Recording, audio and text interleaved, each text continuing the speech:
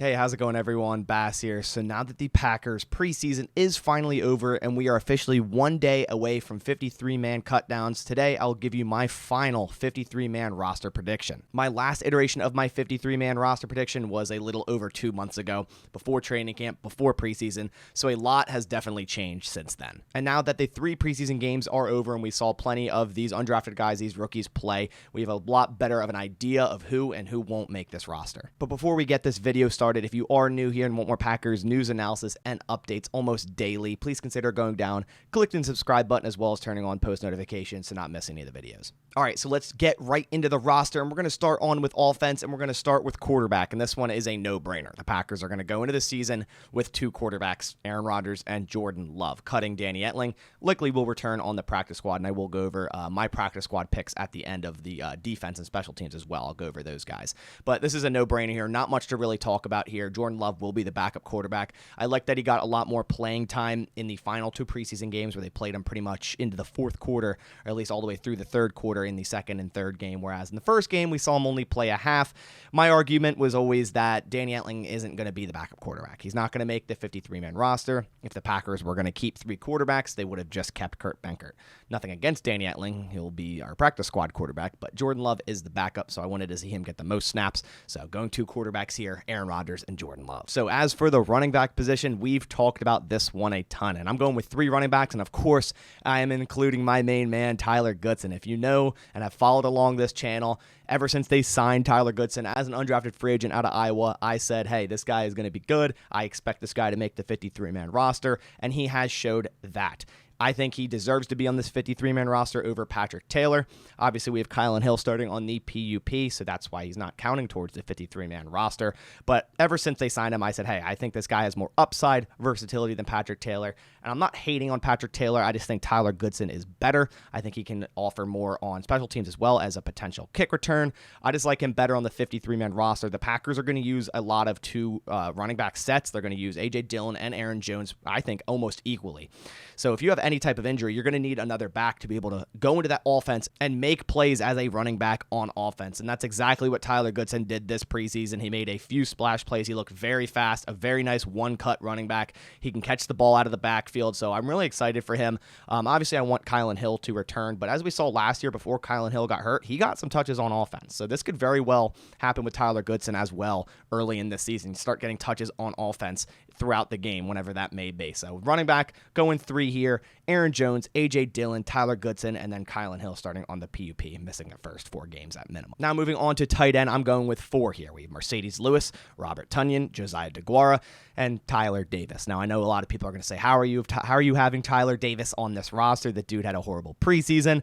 I've been high on Tyler Davis before the preseason. I liked him, and now obviously he didn't have a good camp and a good preseason at all. But for a 4th tight end, you're not looking for a guy that's going to go in and play a lot of snaps on offense. And the one thing about Tyler Davis is he's been good on special teams. Matt LaFleur, Brian Gutekunst like what he brings on special teams. And I think we're kind of overlooking it and thinking, oh, well, he can't make the roster because, the dude is not good on offense, which warranted. He was not good on offense this preseason, but I think he brings value to special teams, which the Packers are focusing on, and I think he brings more value as that 4th tight end to special teams than someone like Sal Cannella or Elise Mack. So I'm going with Tyler Davis here. Like I said, I know a lot of people don't like him and think he shouldn't be on this roster, but just based off special teams, which the 4th tight end should be, if they're even active on game day, they're not going to see much offense at all. Mercedes Lewis, Bob Tonyan, I think Robert Tonyan is ready for week 1, Josiah DeGuara and Tyler Davis at tight end. Now moving on to wide receiver. This one was tricky. I'm going with 7 because Matt LaFleur has never kept 8 receivers. Now, Brian Gutekunst did his first year under Mike McCarthy, but I think it's really hard to keep 8 receivers here. So I'm going with 7, and that's with Alan Lazard, Randall Cobb, Christian Watson, Amari Rodgers, Romeo Doubs, Sammy Watkins, and Samori Toure. If you guys know and have been following along, I've been very high on Toure since they drafted him there in the 7th round out of Nebraska. I think that guy has a lot of upside. And I basically said, hey, I think he might get claimed if they try to push him to practice squad. And I know the counter argument would be, well, not many people are looking at a 7th round rookie wide receiver. Every team has a guy just like that. But I really like what we have there in Samori Toure. I think he's very, very talented, and I think Juwan Winfrey will have a better chance landing on that practice squad. And I love Juwan Winfrey. I think he had a great preseason. He's provided everything we've wanted from him in camp, and I really wanted to keep 8 here, but I just didn't have enough roster spots to do so. So I wanted to go with Samori Toure just because he has the more potential and upside. Now, if one of these guys had to play tomorrow in the Packers offense with Aaron Rodgers, it would probably be Juwan Winfrey. But just based off of upside, special teams value, a 7th wide receiver is likely not even going to be active. So if they are, it's going to be on special teams, and I think Samori Toure offers more there as a gunner, a potential punt returner, something of those lines. So it's very difficult here for me to do this and just keep 7. I really wanted to keep 8, but I'm going with 7 with Lazard, Cobb, Watson, Amari Rodgers, who I think had a really nice preseason, as did Romeo Doubs, of course, as well, Sammy Watkins, and Samori Toure. Moving on to the offensive line, I'm going with 9 here. The 3 years Matt LaFleur has had prior, he's kept 9 every single time. I'm going to keep that the same way. David Bakhtiari, John Runyon, Josh Myers, Elton Jenkins, Royce Newman, Yosh Nijman, Sean Ryan, Zach Tom, and Jake Hansen. Now, David Bakhtiari, Elton Jenkins are both going to be on the initial 53, in my opinion. If they were to be placed on the PUP, that would have already happened.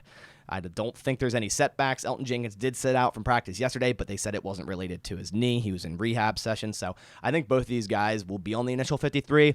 Now, if they both play week 1, that's a whole different other story. But I think they will be on the initial 53, so I don't have them on any IRs or PUPs here as well. And I really wanted to go Caleb Jones as a 10th lineman.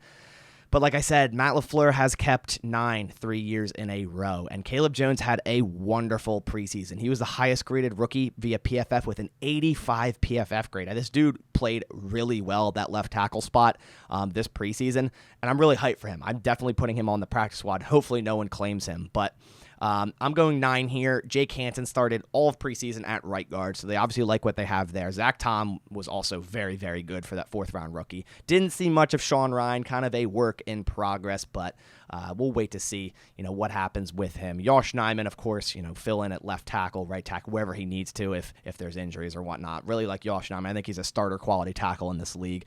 Royce Newman, little shaky at that right tackle spot. I think if he's going to be a starter, he's got to go back to right guard, but that's a whole nother story for a whole nother video. Elton Jenkins, of course, wherever they play him, maybe right tackle, maybe right guard, maybe left guard. We'll see exactly what happens. Josh Myers, starting center. John Runyon, I think, is a starting guard no matter what on this offensive line. And then, of course, David Bakhtiari, if he's ready. Of course, he's left tackle. So going 9 with offensive linemen here. So as for offense, I'm going with 25 players, and defense, again, going with 25 players, keeping it very even. The Packers like to do this most of the time. So moving on to the defense, we have defensive line. I'm going with 6 here. Now, this was difficult. I was wondering if I should go 5 or if I should go 6. And then I decided to go 6, and then there was another problem. Do I choose Jack Heflin or Chris Slayton? They both played really well in preseason. I think Heflin had the slight edge. I think he played better overall in preseason and had a better game 3 and has the experience, has 1 year in this defense from last year. So I'm going with 6, Kenny Clark, Devontae Wyatt, Dean Lowry, TJ Slayton, Jerron Reed, and Jack Heflin. Devontae Wyatt had a quiet preseason, but he did make a few plays in the final preseason game against the Chiefs that a lot of people overlooked because Quay Walker made a nice play in the same exact play. Devontae Wyatt was in the backfield in a couple of those. So I think he had a very quiet preseason, and he's not going to start week 1. Jerron Reed is, in my opinion, but he's going to be a great depth defensive lineman. Same with TJ Slayton. He's seemingly making that second-year jump. He's looked great in preseason. Week 1 against the 49ers, he was the highest graded defensive player on the Packers defense, a pass rush grade of like 87 plus or something like that. He played really well. I think he's going to be a great depth guy. I think this Packers defensive line has so much depth. And of course, we all saw the play on 4th down last week with Jack Heflin screaming into the backfield, stopping that running back. Basically, as he took the handoff, Jack Heflin almost took the handoff himself and stopped that 4th down. I really like him as a depth guy.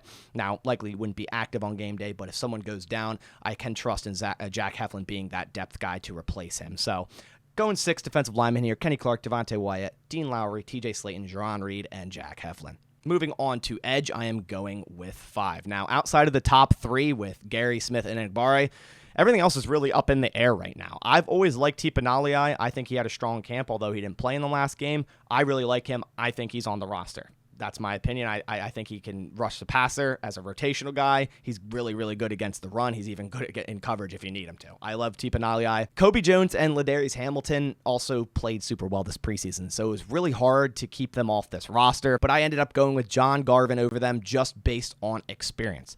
John Garvin has 3 years in the league, yet is younger than both Kobe Jones and Ladarius Hamilton, and obviously has more play time, more actual defensive snaps than the both of them combined. And it's very important to have these experienced rotational edge guys because the starters usually only play around 65% of snaps, so these guys are going to be filling in a lot. Kingsley Enagbare had a really, really nice preseason. Really liked what I saw from him. Started a little slow, but in the second and third game, the dude played really well. He's always been a roster lock since they drafted him. I thought he was a draft steal. Really excited for him, the future of Enagbare in this defense as a rotational edge guy. Talked about Tipanale and then John Garvin with the experience as well, so that's the 5 I'm going with. As for inside linebacker, I'm going with 4, and I think all these 4 are locks, and it's very easy to choose the inside linebacker room for this 53-man roster. Devondre Campbell, Quay Walker, Chris Barnes, Isaiah McDuffie. Isaiah McDuffie, I think, looked really, really good this camp. Definitely looks like he took that second-year jump. Obviously, drafting him out of Boston College, kind of be a main special teams guy, which he likely still will be this year, but he looked faster, stronger, quicker, more smart on that defense in the middle of the field. I really liked what I saw from him in this preseason. This inside linebacker depth is insane. Very excited for inside linebacker this year with the addition of Quay Walker in the first round. Chris Barnes is a starter caliber linebacker, and he's going to be the 3rd guy. And then obviously all-pro Devondre Campbell. Nothing more to say there other than the dude's really, really good. So 4 inside linebackers here: Devondre Campbell, Quay Walker, Chris Barnes, and Isaiah McDuffie. As for cornerbacks, Matt LaFleur has also gone 6 3 years in a row, so I'm doing the same here. I'm going 6 cornerbacks. The first 5, in my opinion, are set: Jair Alexander, Eric Stokes, Rasul Douglas, Shamar Jean-Charles, and Kayshawn Nixon. The 6th guy came down to special teams play for me. Although I thought Keandre Thomas played better on defense in this camp in preseason, the 6th cornerback will solely be a special teams guy, and that's what Rico Gafford is. So I went Rico Gafford as the 6th guy. He's been playing gunner. He's played some kick return. I think he adds more value as a special teams guy than Keandre Thomas does, although I really liked Keandre Thomas this preseason. He's definitely going on my practice squad as well. But the 6th guy isn't going to be playing cornerback on a defense unless you suffer a mass amount of injuries. So I'm going straight special teams value here as the 6th guy with Rico Gafford. So 6 corners: Alexander, Stokes, Douglas, Jean-Charles, Nixon, and Gafford. And last for defense, moving to safety, this was another hard one. I thought Don Levitt was 100% going to start the year on the IR, but he began practicing again yesterday, so I guess his injury isn't as bad as we thought. Sean Davis was the only depth guy that from the start that stayed healthy, so he's on this roster for me. And those are the 4 I'm going: Amos, Darnell Savage, Sean Davis, and Dallin Levitt. Tariq Carpenter is an odd one for me. He's not really a safety. He's not really a linebacker. Only brings some special teams value, which I kind of already addressed with McDuffie, Gafford, and some other guys. So I just don't see the need to keep a 5th safety that's not really a safety. So I didn't add him here. I will obviously have him on the practice squad. The Packers drafted him in the 7th round. So they obviously want to keep him on the team. I just think it will be with the practice squad. And then also Micah Abernathy. I really liked him. If I were to keep a 5th safety, it honestly might be him because I really liked him. And of course, a 5th safety, again, won't see much defense, mainly a practice squad or mainly a special teams guy. But I also have Micah Abernathy going to the practice squad as well. I really liked what I saw from him. I really wanted to keep him here. It just didn't fit. So I'm going with the 4 safeties: Amos, Savage, Levitt, and Davis. As for the special teams, pretty straightforward: Mason Crosby, Pat O'Donnell, and Jack Coco. I think Mason Crosby will be ready for week 1. Pat O'Donnell looked really good, especially in that last game. And then Jack Coco is simply just the last long snapper remaining. Now to quickly go over the practice squad, they can hold 16 players on this practice squad. So I have Danny Etling at quarterback, Patrick Taylor running back, Sal Cannella tight end, Juwan Winfrey and Ishmael Hyman at receiver, Caleb Jones, Rasheed Walker at offensive line, Chris Slayton and John Ford at defensive line, Kobe Jones, Ladarius Hamilton edge, Ray Wilburn inside linebacker, Keandre Thomas cornerback, Tariq Carpenter safety / linebacker, Micah Abernathy safety, and Ramiz Ahmed at kicker. Now obviously with all the cutdowns around the league happening, a lot of players are going to be cut from other teams, and the Packers are likely to sign a couple of those guys to the practice squad over some of their own guys, but I'm just basing this practice squad off of their current roster as it sits right now. But that does it for my final 53-man roster prediction for the Green Bay Packers here in the 2022 season. This training camp, this preseason has been a blast. I feel like the Packers have so much talent on this offense, on this defense. They have a lot of depth in certain positions and also little depth in certain positions such as safety. But we'll see exactly how this roster shakes out. This is what I think it's going to be. Hopefully I get pretty close. But if you have other players that I left off, please comment that down below who you would have on this roster over some of the guys I maybe kept on it. Just leave that in the comments below. But that about does it for this one. I hope you guys enjoyed this. If you did, if you could please leave a like down below. It supports my channel a ton. But I'll catch you all in the next one. Thanks for watching, and as always, Go Pack Go.